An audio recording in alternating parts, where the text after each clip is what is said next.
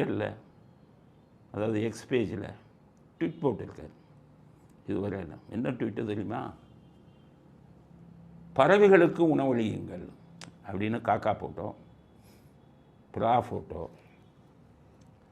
அதுக்கப்புறம் பறவைகள் ஃபோட்டோ. பறவைகளுக்கு உணவளிக்கணுமா, தண்ணி ஊற்றணுமா? இதுவரை ஸ்டாலின் இப்படி பேசியிருக்காரா? பறவைகள் மேலே பரிதாபம் வந்திருக்கா அவருக்கு? திடீர்னு பறவைகள் மேலே என் பாசம் யோசிச்சிங்களா? நல்லா யோசிச்சு பாருங்கள். என்ன தெரியுமா? ஸ்டாலின் ஜோசியம் பார்த்துருக்காரு. சிம்ம ராசி, அஷ்டம சனி. சாஸ்திரம் என்ன சொல்லுது தெரியுமா? சனி அஷ்டமத்திலோ இல்லை 7 நாட்டு சனியாவோ வந்ததுன்னா என்னென்ன செய்யணும்னு சொல்லுதுன்னா, காக்கைக்கு உணவு போடணும்னு சொல்லுது. இதை போய் ஸ்டாலினுக்கு சிம்ம ராசி அஷ்டமத்தில் வந்து ஜோசியம் சொல்லிட்டான், காக்கைக்கு உணவு போடுங்க. அதனால் காக்கைன்னு சொன்னால் கண்டுபிடிச்சிடுவோம் நம்ம. இவர் காக்கா ஃபோட்டோவையும் போட்டு பறவைகள் இதெல்லாம் போட்டு டெய்லியும் போடுறாரு. இப்போவே போடுறாருன்னு நினைக்கிறேன். அதை ட்விட்டரில் தெரியாமல் சொல்லிட்டார், தண்ணி ஊற்றுங்க, இதை ஊற்றுங்க அப்படின்னு சொல்லி காக்கைகளுக்கு உணவளிக்க வேண்டும் தனக்கு அஷ்டம சனி என்பதற்காக அவர் செய்யக்கூடிய வேலையை தெரியாமல் நமக்கும் வெளிக்காட்டிட்டார். இதிலிருந்து புரிஞ்சுக்கங்க, பறவைகள் மேலே அவருக்கு அக்கறை கிடையாது, மனிதர்கள் மேலேயே அக்கறை இல்லையே.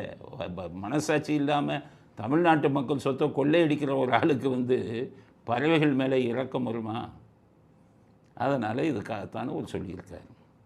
அதனால் இது சம்மந்தமாக நான் என்ன சொல்கிறேன், அவர் காக்காப்பு சொல்கிறேன், நான் என்ன சொல்கிறேன்னா, சாஸ்திரத்தில் சனிப்பயிற்சியில் என்ன சொல்லு, சனிப்பயிற்சி அதிகமாகவும் பேச முடியலை. ஏன்னா சில பேர் சார் போர் அடிக்குது, நீங்கள் என்ன ஜாதகத்தை பற்றி பேசுகிறீங்களே. எதுக்கு சொல்கிறேன்னா, இன்றைக்கி சனி பயிற்சியால் எல்லா இடமும் பயமுறுத்திக்கிட்டு இருக்கான் நம்ம ஜோசியர்லாம்.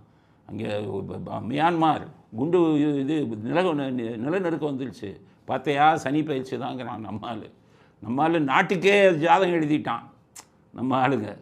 அங்கே வெடிக்குன்னா இங்கே சனி பயிற்சி தான் அப்படின்னு அப்படி ஒன்று லிங்க் பண்ணுறேன். அதனால் அறிவுரை நான் என்ன சொல்ல விரும்புகிறேன்னா, எல்லோரும் புரிஞ்சுக்கங்க, மொத்தம் 4 ராசிக்கு தான் சனி பயிற்சியால் பிரச்சனை.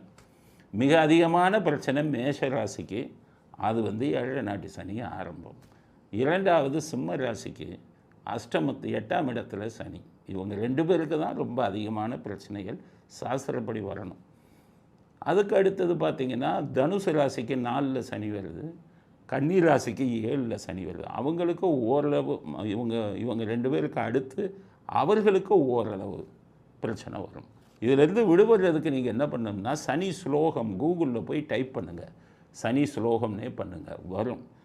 3 வரி 4 வரிக்குள்ளே தான் வரும். அதை எடுத்துக்கோங்க, 2 to 4 வரிக்குள்ளே வரும். அதை எடுத்து வச்சுக்கிட்டு மனப்பாடம் பண்ணிக்கோங்க. இல்லை பேப்பரை பார்த்து டெய்லி கடவுளை கும்பிடும்போது பூஜை ரூமில் அந்த சனி ஸ்லோகத்தை படிச்சிருக்கும். கொஞ்ச நாளில் உங்களுக்கு அது மனப்பாடம் ஆகிடும், டெய்லி படிச்சு. அப்போ எப்பப்போ சொல்லணுமோ சனி ஸ்லோகத்தை சொல்லணும். சனிக்கிழமைகள் கோயிலுக்கு போய், சனி பகவான் தனியாக இருப்பார், நவகிரகத்திலையும் இருப்பார், சில கோயிலில் தனியாக இருப்பார். உங்கள் பேருக்கு ஒரு அர்ச்சனை பண்ணிடுங்க, சனி பகவானுக்கு விளக்கேற்றுங்க. இதுதான் நிவாரணம். மற்றவங்க எல்லாம் வந்து ஹோமம் பண்ணணும், இது பண்ணணும், அதெல்லாம் ஒன்றும் இல்லை. இதை மட்டும் நீங்கள் செய்யுங்க சனிக்கு.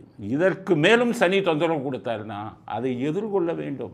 எல்லாத்துக்கும் நான் சொல்கிறேன்னா, எதிர்கொள்ளுங்கள் சனியை பார்த்து பயப்படாதீங்க. நீங்கள் ஒரு மனிதர், உங்களுக்கு மனித சக்தின்னு ஒன்று இருக்குது. சனி பகவான் கிரகமாக இருந்தாலும் அவரால் நமக்கு தொந்தரவு வந்ததுன்னா நம்ம செய்யக்கூடிய சாஸ்திரங்களை எல்லாம் அது பண்ணினதுக்கு அப்புறமும் அதை தைரியமாக எதிர்கொள்ளுங்கள்.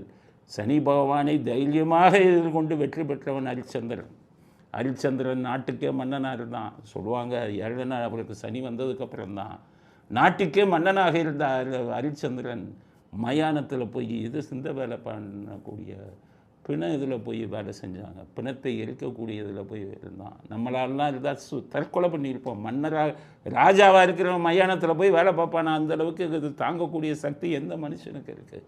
ஹரிச்சந்திரன் உண்மையே பேசினவன். அவன் தான் அது சனி கொடுத்த அத்தனையும் எதிர்த்து தைரியமாக அதை வந்து எதிர்கொண்டான். அதுதான் நம்ம எதிர்கொள்ளணும். அதெல்லாம் கடைசி என்ன ஆச்சு? சனியால் என்ன பண்ண முடிஞ்சது? ஒரு லெவலுக்கு போகும்போது கடவுள்கள்லாம் வந்து சனியை திருப்பி ராஜாவாக்கி விட்டாங்க. சனி இதெல்லாம் தூக்கி பொடி பொடியாக ஆகி போச்சு ஹரிச்சந்திரன் இதில்.